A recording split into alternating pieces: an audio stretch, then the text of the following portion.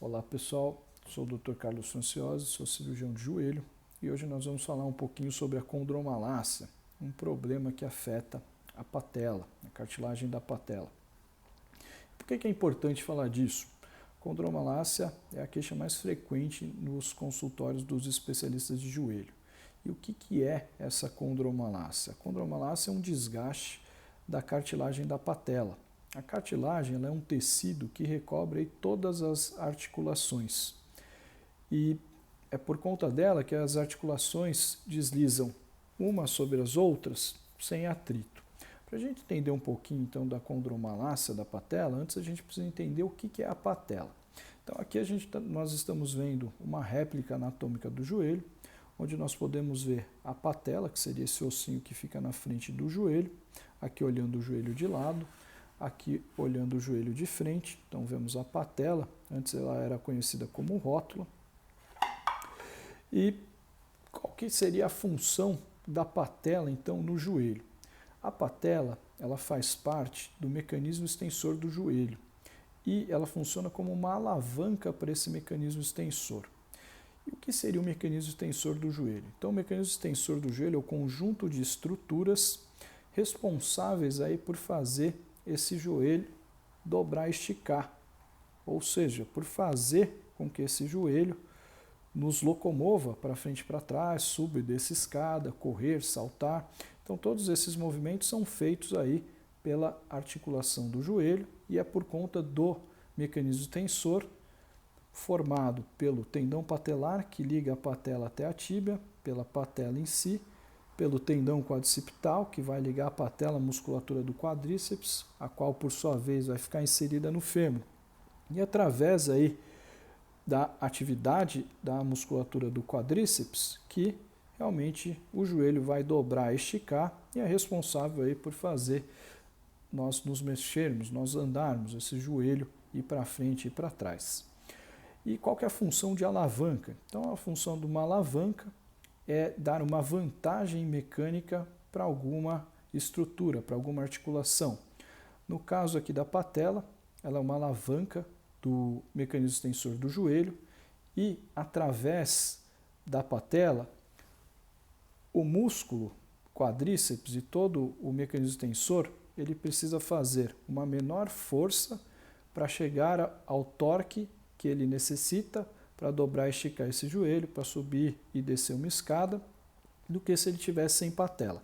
Sem patela, esse músculo precisaria exercer uma força muito maior para chegar ao torque desejado. Então, com a patela, o músculo precisa exercer uma menor força para conseguir chegar no torque necessário aí para fazer a atividade que o joelho necessita, seja andar, subir, descer escada, correr ou saltar. Dessa maneira, a patela ela otimiza a biomecânica do mecanismo extensor do joelho. Só que isso tem alguma consequência. Todas as forças que acabam passando aqui pelo joelho, quando nós estamos andando, quando nós estamos correndo ou saltando, acabam passando pela patela que funciona como uma alavanca. Dessa maneira, essas forças, quando a gente dobra e estica o joelho, vão acabar sendo transmitidas para a patela e, em consequência, aqui também para a tróclea, que é a superfície articular do fêmur, na qual a patela acaba deslizando. Isso é importante para a condromalácia. Por quê? Porque existem algumas situações e atividades que aumentam muito a pressão na cartilagem da patela. Então, no dia a dia, por exemplo, uma das atividades mais comuns que incidem aí e pioram a condromalácia seria o ato de subir e descer a escada. Então, para os pacientes que têm condromalácia, o ideal é que evitem o ato de subir e descer a escada. Outra coisa bem importante, quando a gente fica com o joelho sentado e dobrado por muito tempo, na hora que a gente está dobrando aqui o joelho, a pressão que acaba exercendo aqui nessa patela, a gente não consegue nem mexer ela quando o joelho está dobrado, é muito maior do que quando o joelho está esticado. Obviamente, a hora que o joelho está esticado, alivia aqui todo esse mecanismo, como se fosse uma corda de arco. Imagina você pegando um arco e a hora que você vai atirar com o seu arco, seria quando o joelho estivesse dobrado, isso aumenta muito a pressão E a hora que o joelho está esticado, aquele arco ali está solto. Obviamente, então, a pressão resultante aqui na cartilagem da patela, com o joelho esticado, é muito menor do que com ele dobrado. Então, não é incomum que os pacientes que tenham condromalácia, eles tenham dor depois de muito tempo sentados, seja numa viagem de avião, seja numa viagem de carro, seja no próprio cinema. Existe até o sinal do cinema, que é típico da condromalácia, que são os pacientes que têm condromalácia, ao irem no cinema ver um filme, ficam com algum desconforto e aí precisam realmente de tempo em tempo esticar o joelho para dar uma aliviada nesse desconforto, nessa dor. E quais são alguns sinais indiretos aí da condromalácia? Então nós já falamos que a superfície articular, tanto da patela quanto da tróclea, elas precisam ser lisas para possibilitar o deslize da patela sobre a tróclea sem ter atrito. A partir do momento em que essa superfície articular ela passa a ter algum desgaste e algumas irregularidades, nós chamamos de fissura, fibrilação, com isso vai aumentar muito o atrito, porque a superfície passou a ficar irregular. E nós podemos perceber isso através de alguns barulhos do joelho, que nós chamamos de crepitação, mais ou menos aquela sensação de que tem um pouquinho de areia dentro, ou às vezes quando você pega um couro e faz a fricção de um couro, de uma substância de couro sobre outra, vai fazer um barulho que é o que alguns pacientes com condromalácia podem apresentar.